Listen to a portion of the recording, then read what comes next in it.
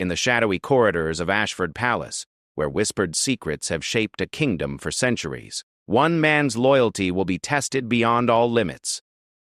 Palace Guard Captain Marcus Wellington has served the royal family for 20 years, believing honor and duty were carved in stone. But when he stumbles upon a collection of hidden letters that could destroy the monarchy itself, he faces an impossible choice: protect the crown he's sworn to serve, or expose the truth that could shatter a nation's faith forever. Some secrets are buried so deep that unearthing them changes everything, and everyone who dares to dig. The autumn rain pelted against the ancient windows of Ashford Palace as Captain Marcus Wellington made his final rounds of the evening.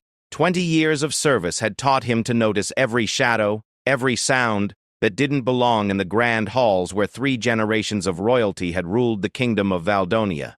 Tonight something felt different, a tension in the air that made his experienced instincts prickle with unease.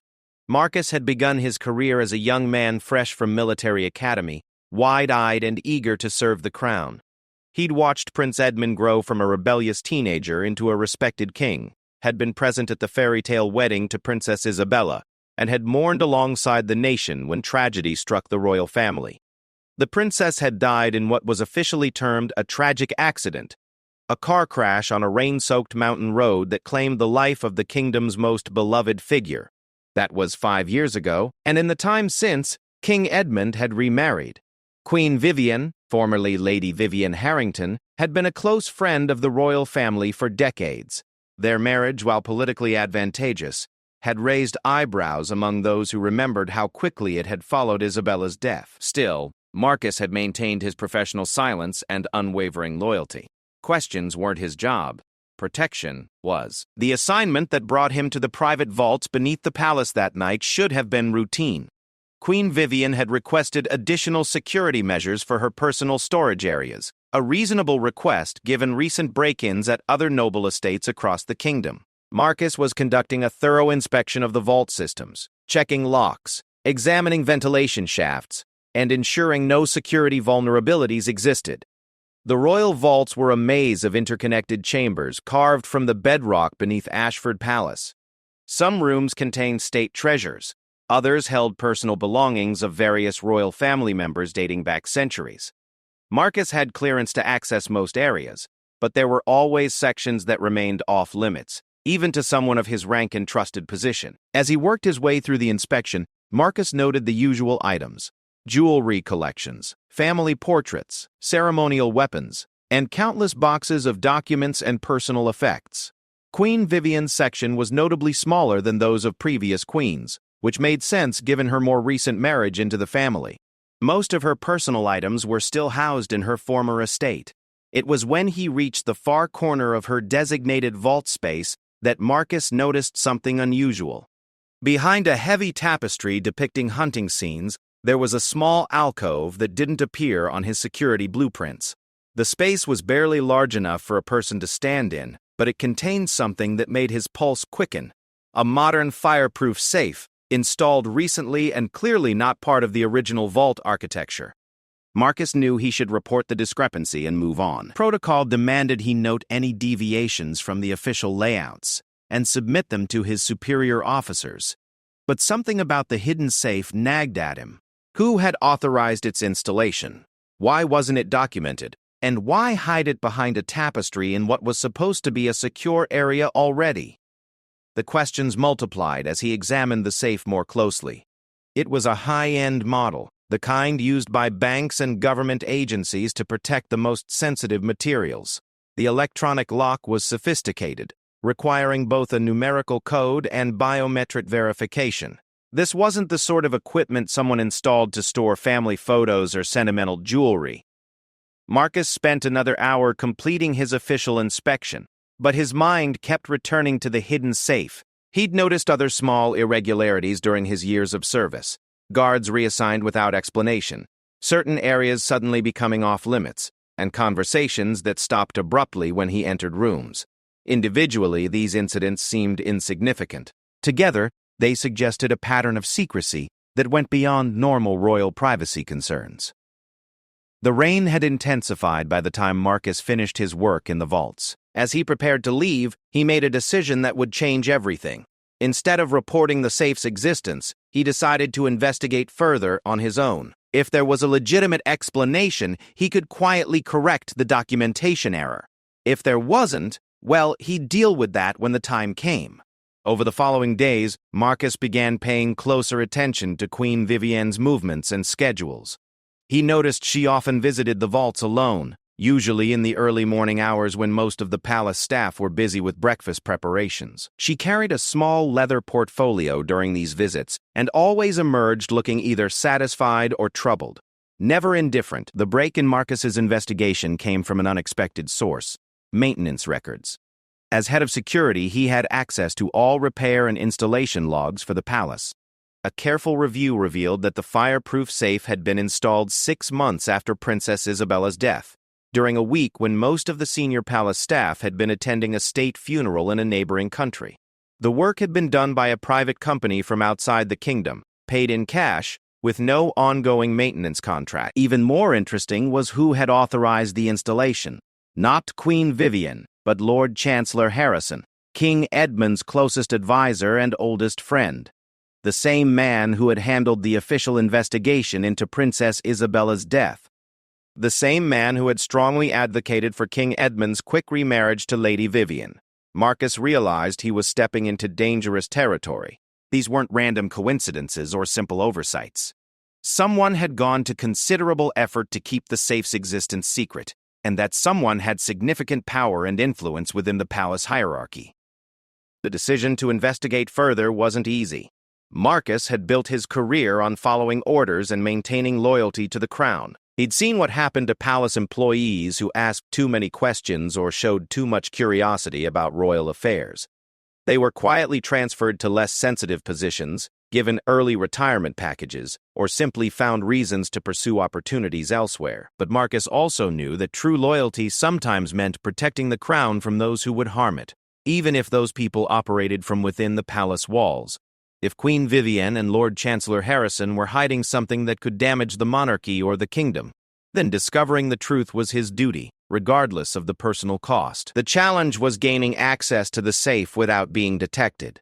Marcus spent several more days studying the patrol schedules, security camera positions, and Queen Vivienne's visiting patterns. He identified a narrow window of opportunity. Early Sunday mornings, when the Queen attended private prayers in the palace chapel, and most of the security staff were stationed at the main entrances for the changing of the guard ceremony. That Sunday morning, Marcus descended into the vaults with his heart pounding and his palms sweating. 20 years of military and security training had prepared him for many situations, but breaking into a hidden safe belonging to his own queen felt like crossing a line from which there might be no return. The electronic lock proved more challenging than expected. Marcus had some experience with security systems, but this model was beyond his expertise. After nearly an hour of failed attempts, he was ready to abandon the effort when he noticed something odd about the biometric scanner. It had been recently calibrated for 2 different fingerprint patterns, presumably Queen Vivienne's and someone else's. On impulse, Marcus tried his own fingerprint. To his amazement, the safe opened with a soft click. The implications of the biometric lock accepting his fingerprint hit Marcus like a physical blow. Someone had programmed the safe to recognize him. But when? And more importantly, why? The revelation suggested a level of premeditation that made his unauthorized access feel less like breaking and entering, and more like following a carefully laid trail of breadcrumbs. Inside the fireproof safe, Marcus found 3 distinct collections of documents. The first was a folder containing financial records, bank statements from accounts in 3 different countries, all in Queen Vivienne's name, showing substantial deposits made in the months following Princess Isabella's death. The amounts were staggering, far beyond what could be explained by her personal wealth or marriage settlement. The second collection consisted of legal documents, contracts with private investigation firms, payments to journalists, and what appeared to be agreements with several palace staff members. The papers suggested a coordinated effort to gather information about various members of the royal family, with particular focus on Princess Isabella's final months of life. But it was the third collection that made Marcus's hands tremble as he read. Nearly 50 letters, all in Princess Isabella's distinctive handwriting, all dated within the 6 months before her death. The letters were addressed to someone called M, and as Marcus read through them, a horrifying picture began to emerge. Princess Isabella had discovered something about Queen Vivienne and Lord Chancellor Harrison. The letters spoke of evidence of deception, plans that endanger the crown, and most chillingly, arrangements for my removal. In her final letter dated just 1 week before her death, Princess Isabella wrote, "M, I fear I have underestimated how far they are willing to go. If something happens to me, these letters are my testimony. The accident they are planning will not be an accident." Marcus felt the vault walls closing in around him. The beloved princess, mourned by an entire nation, had apparently known her life was in danger. More than that, she had suspected the very people who now held positions of power and influence in the kingdom. The letters suggested she had been gathering evidence of some larger conspiracy, but had been eliminated before she could expose it. The identity of M became clearer as Marcus read further. The letters referenced shared memories and experiences that could only belong to someone very close to the princess.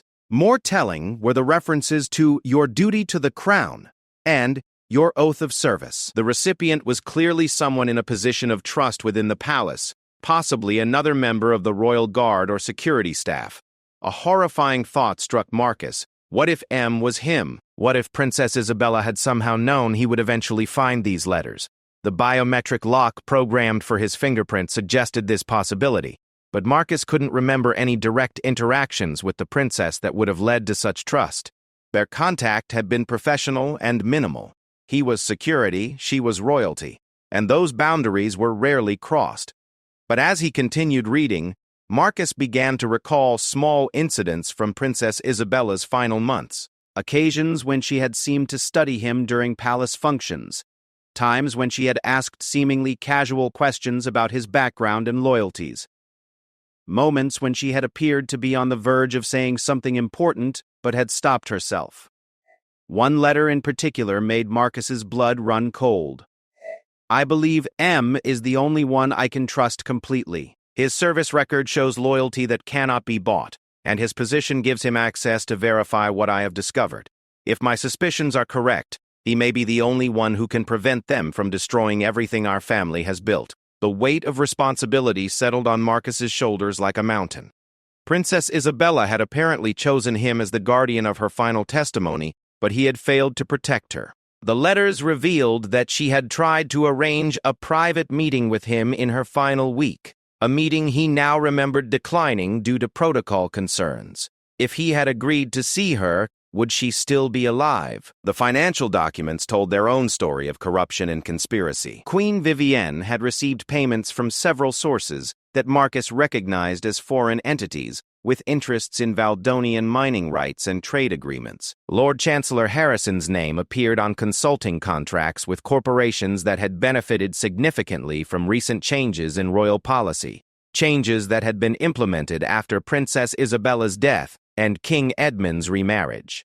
Even more disturbing were the investigation reports. Queen Vivienne had hired private detectives to gather compromising information about various members of Parliament, judges, and military leaders.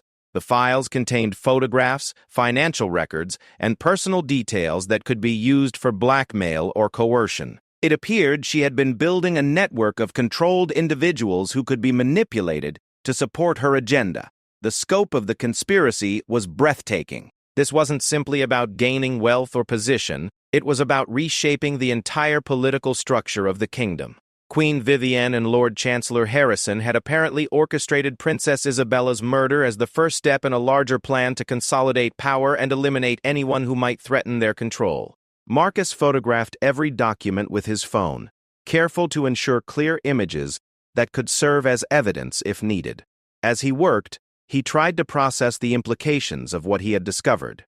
The current queen was not just complicit in the previous queen's murder. She was the architect of an ongoing conspiracy that threatened the very foundation of the monarchy.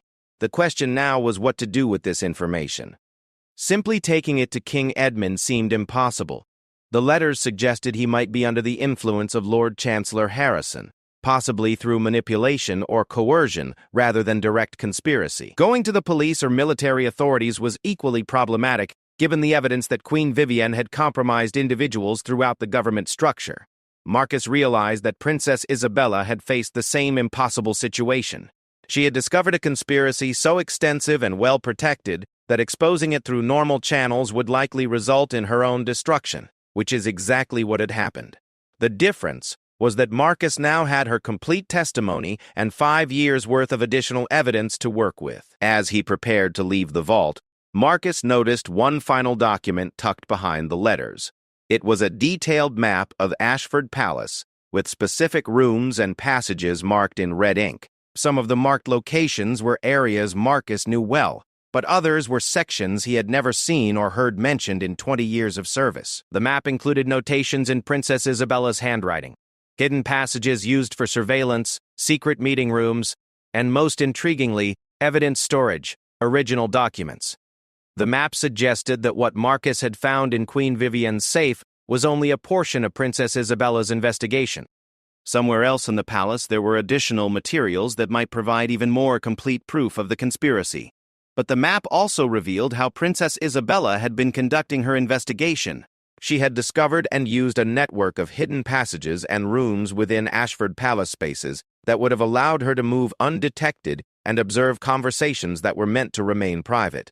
The revelation explained how she had been able to gather such detailed information about Queen Vivienne and Lord Chancellor Harrison's plans.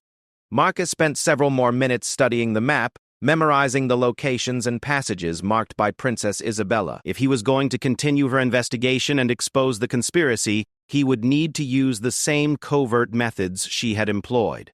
The difference was that he had official access to many areas of the palace, which might allow him to reach places that had been difficult or impossible for Princess Isabella to investigate safely.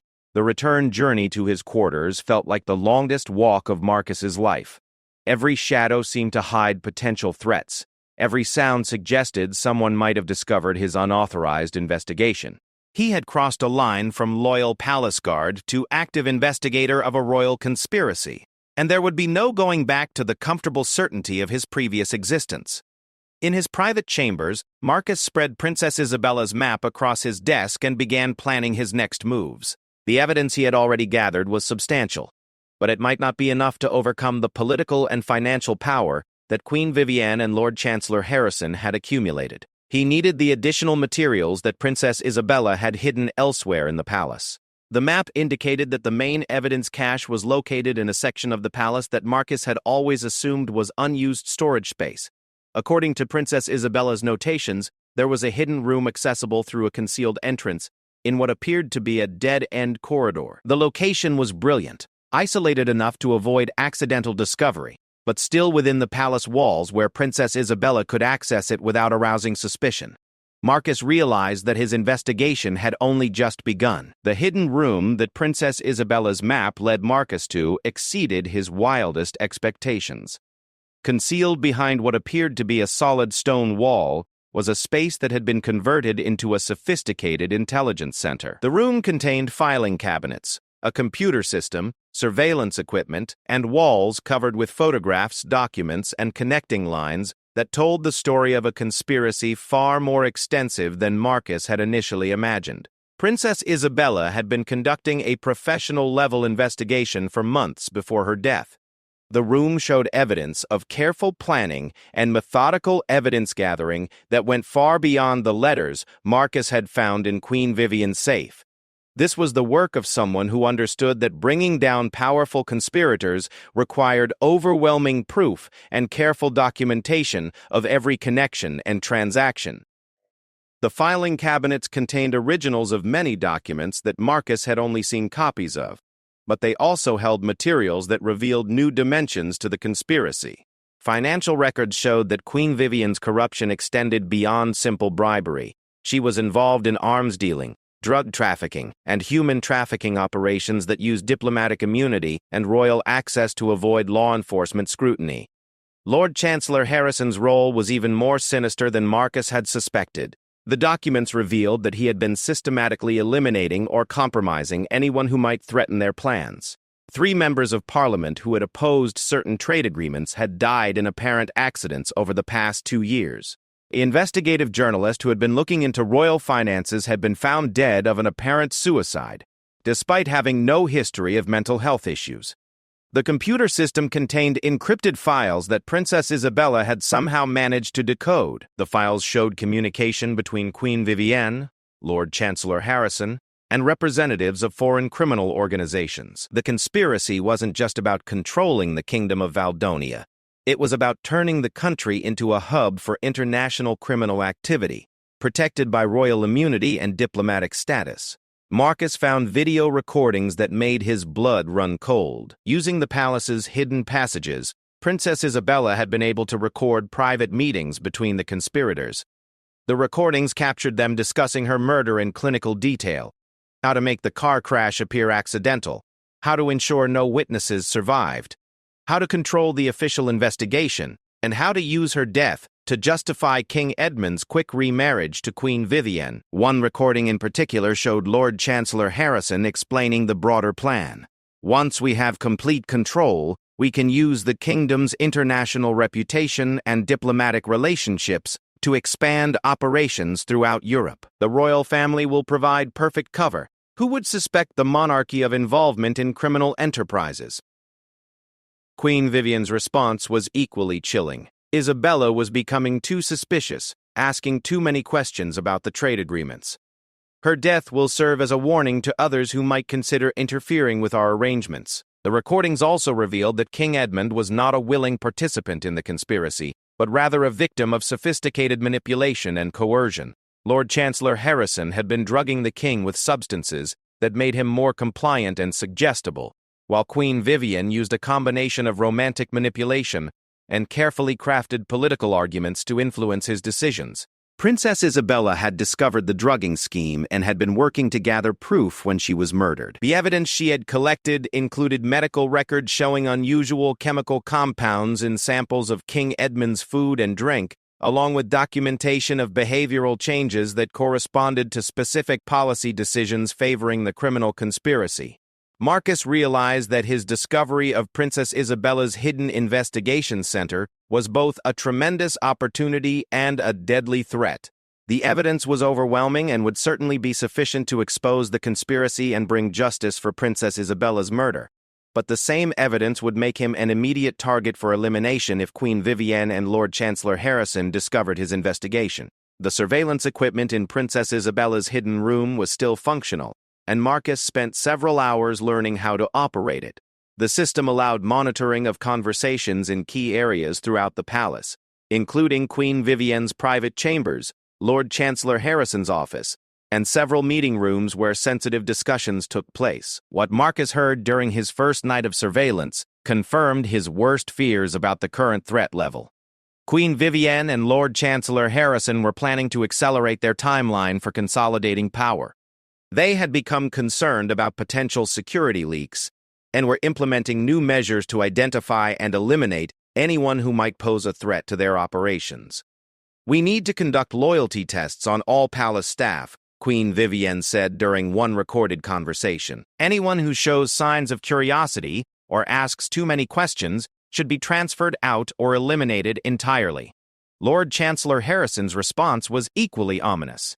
"I've already identified several potential problems. Captain Wellington has been asking questions about security protocols and vault access. We should consider whether he has become a liability." Marcus felt his blood turn to ice as he listened to them discussing his own potential elimination. They hadn't yet discovered his investigation, but his professional diligence in security matters had apparently raised suspicions. He realized that time was running out. Either he would expose the conspiracy soon, or he would become another victim of their systematic elimination of threats. The surveillance recordings also revealed the scope of their international connections. Representatives from criminal organizations in 6 different countries were scheduled to attend a secret meeting at Ashford Palace within the next week. The purpose was to finalize agreements that would turn the Kingdom of Valdonia into a central hub for money laundering, weapons trafficking, and other criminal enterprises. Marcus understood that this meeting represented both a deadline and an opportunity. If the agreements were finalized, the criminal conspiracy would become so entrenched and internationally protected that exposing it would be virtually impossible. But the meeting would also bring all the key conspirators together in one place, creating a unique opportunity to capture evidence and testimony that could bring down the entire operation. Princess Isabella's files included detailed profiles of each international criminal representative who was expected to attend the secret meeting. The information revealed connections to organized crime families, terrorist organizations, and corrupt government officials throughout Europe and beyond. The scope of the conspiracy was truly international, with the royal family of Valdonia serving as the centerpiece of a criminal empire that spanned continents. Marcus spent the rest of the night studying Princess Isabella's evidence and planning his response. He now had definitive proof of Queen Vivienne and Lord Chancellor Harrison's guilt, clear evidence of their murder of Princess Isabella, and detailed documentation of their ongoing criminal conspiracy. The question was how to use this information effectively while staying alive long enough to see justice served. The most logical approach would be to contact law enforcement or military authorities outside the kingdom organizations that Queen Vivienne and Lord Chancellor Harrison couldn't control through bribery or coercion. But Marcus knew that such an approach would take time to organize and implement, and the surveillance recordings had made clear that he didn't have much time before becoming a target for elimination. An alternative approach would be to confront King Edmund directly with the evidence, hoping to break through whatever manipulation and drugging had been used to control him. This was risky because Marcus couldn't be certain about the king's level of awareness or his ability to respond effectively if he learned the truth about his wife and closest advisor. As dawn approached, Marcus made a decision that Princess Isabella would have understood and approved. He would use the upcoming secret meeting to gather final proof of the conspiracy's international scope, then expose everything simultaneously through multiple channels. The approach would be dangerous and would certainly put his life at risk, but it offered the best chance of ensuring that justice was served and the criminal conspiracy was completely dismantled. Marcus spent his remaining time before normal palace activities began, copying all of Princess Isabella's evidence to secure digital storage devices. He created multiple backups and prepared packages that could be delivered to law enforcement agencies, news organizations, and government officials, both within Valdonia and internationally. The next phase of his investigation would require him to infiltrate the secret meeting and document the final agreements that would cement the criminal conspiracy's control over the kingdom. The week leading up to the secret meeting tested every skill Marcus had developed during his 20 years of service. He had to maintain his normal duties and professional demeanor while secretly preparing for what might be the most dangerous mission of his life. The surveillance equipment from Princess Isabella's hidden room allowed him to monitor the conspirators' preparations, but it also revealed how thoroughly they had planned for security during the international criminal gathering. Lord Chancellor Harrison had arranged for most of the regular palace security staff to be reassigned or given leave during the meeting period. The official explanation was routine maintenance and security system upgrades, but Marcus understood the real purpose was to minimize the number of witnesses who might observe or overhear the criminal negotiations. Queen Vivienne had been equally thorough in her preparations. The palace guest records showed the criminal representatives would be staying in an isolated wing that was normally closed to visitors, with access controlled by a private security firm that Lord Chancellor Harrison had hired specifically for the occasion. The entire operation was designed to ensure complete secrecy and eliminate any possibility of unauthorized observation. Marcus realized that infiltrating the meeting would require using Princess Isabella's hidden passages, but even that approach carried significant risks. The private security firm might have detected and monitored the concealed routes, and being discovered during the criminal meeting would certainly result in immediate execution rather than simple dismissal from palace service. The breakthrough in Marcus's planning came from an unexpected source. Princess Isabella's computer files contained detailed architectural plans for Ashford Palace, including passages and rooms that even Marcus didn't know existed. The plans revealed that the hidden room where Princess Isabella had conducted her investigation was actually part of a much larger network of concealed spaces throughout the palace. More importantly, the architectural plans showed that the isolated wing where the criminal meeting would take place contained multiple hidden observation points that would allow Marcus to monitor and record the negotiations without being detected. Princess Isabella had apparently intended to use these positions to gather final evidence before exposing the conspiracy, but her murder had prevented her from implementing this plan. Marcus spent several nights exploring the hidden passage network, familiarizing himself with routes and observation points that would be crucial during the criminal meeting. The passages were remarkably well maintained despite their age, suggesting they had been regularly used by previous generations of royalty for purposes of security or espionage. The surveillance recordings revealed additional details about the criminal conspiracy's international scope. The representatives coming to Ashford Palace included leaders from human trafficking organizations, weapons dealers, drug cartels, and money laundering operations. They were planning to establish the Kingdom of Valdonia as a protected hub where their various criminal enterprises could operate with immunity from law enforcement interference. Queen Vivienne's role in these arrangements was more extensive than Marcus had initially understood. She wasn't simply accepting bribes or providing occasional assistance. She was actively participating in the planning and coordination of international criminal operations. The surveillance recordings captured her discussing specific trafficking routes, money transfer mechanisms, and strategies for corrupting additional government officials in neighboring countries. Lord Chancellor Harrison's contributions were equally significant. He was providing detailed intelligence about law enforcement operations, diplomatic relationships, and political vulnerabilities that the criminal organizations could exploit.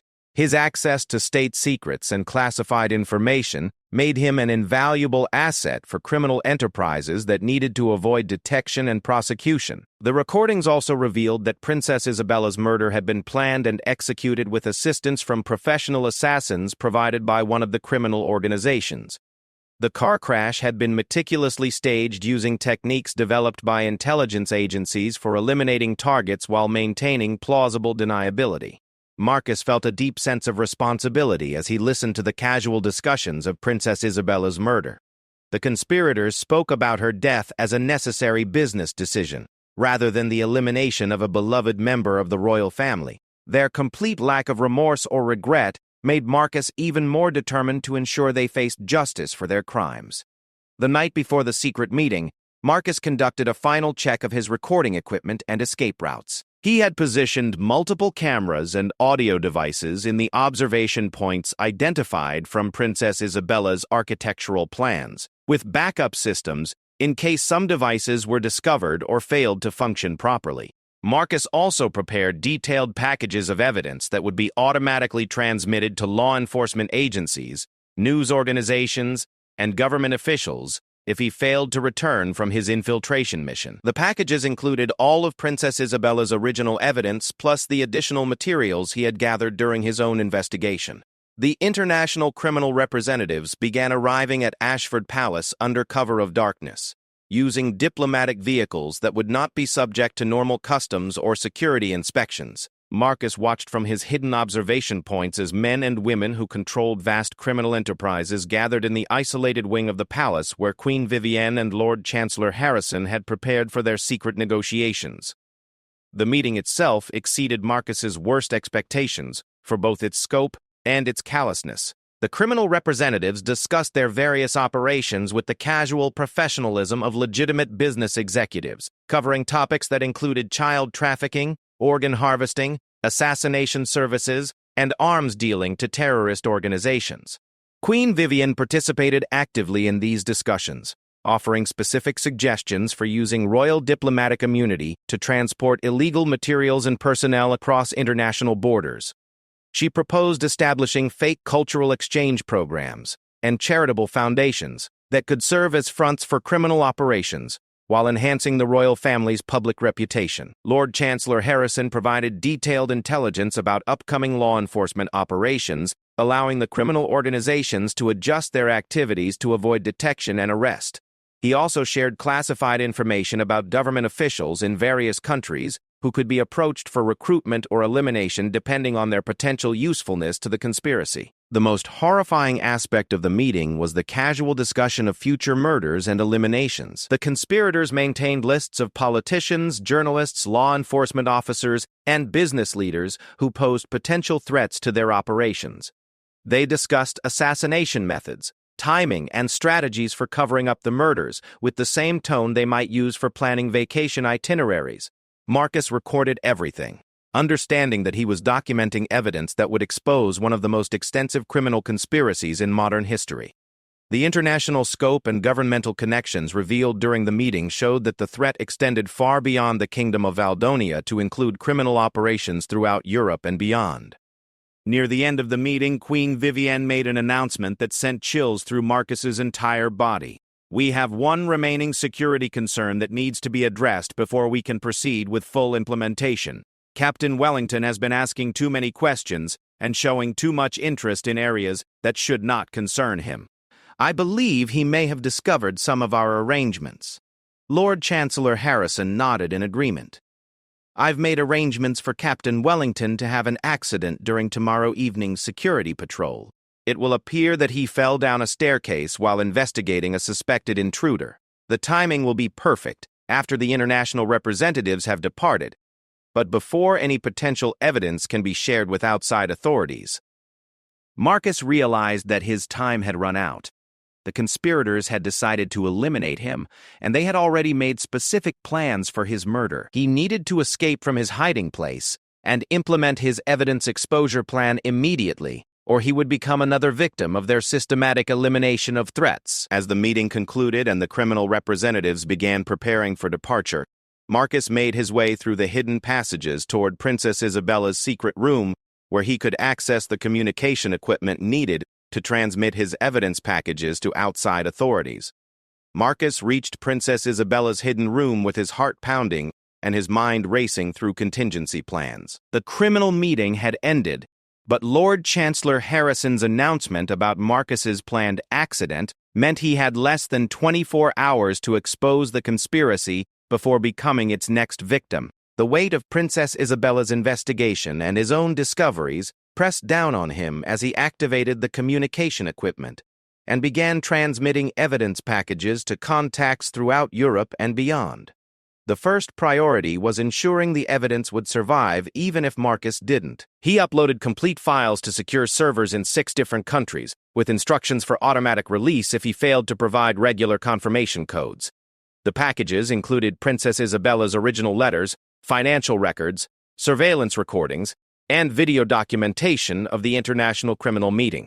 As Marcus worked frantically to secure and transmit the evidence, he monitored palace communications to track the movements of Queen Vivienne, Lord Chancellor Harrison, and their private security teams. The surveillance showed they were already implementing their plan to eliminate him.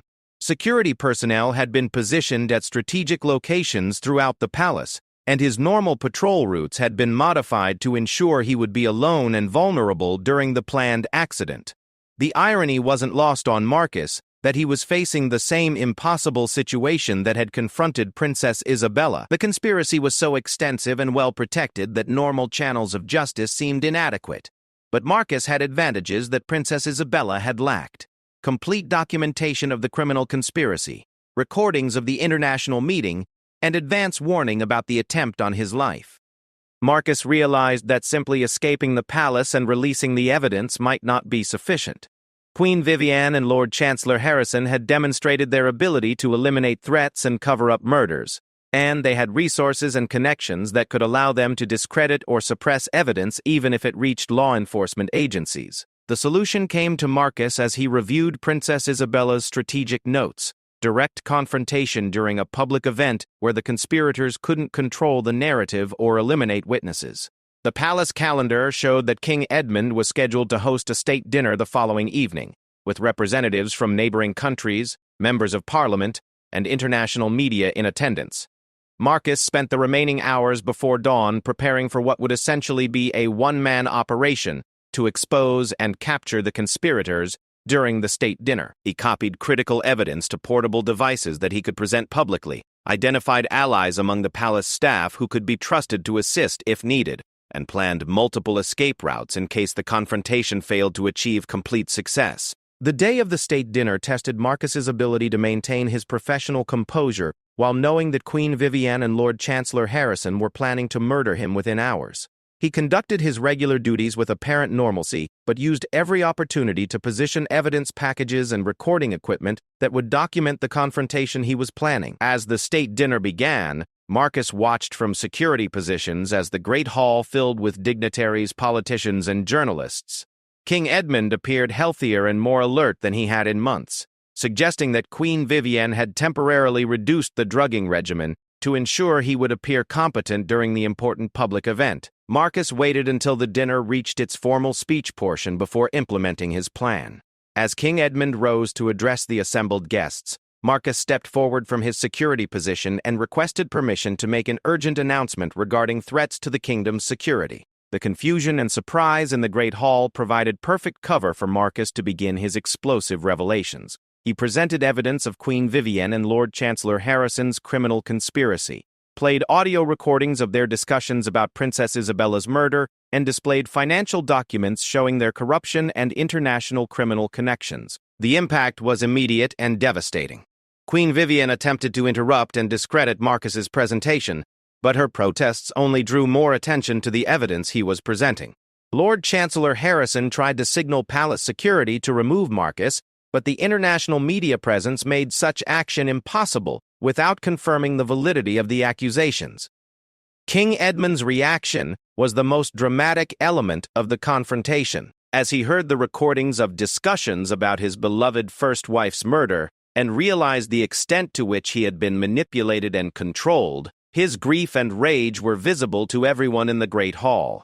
The king's emotional response to the evidence provided powerful confirmation of its authenticity. The state dinner transformed into an impromptu court proceeding as Marcus systematically presented Princess Isabella's investigation and his own discoveries.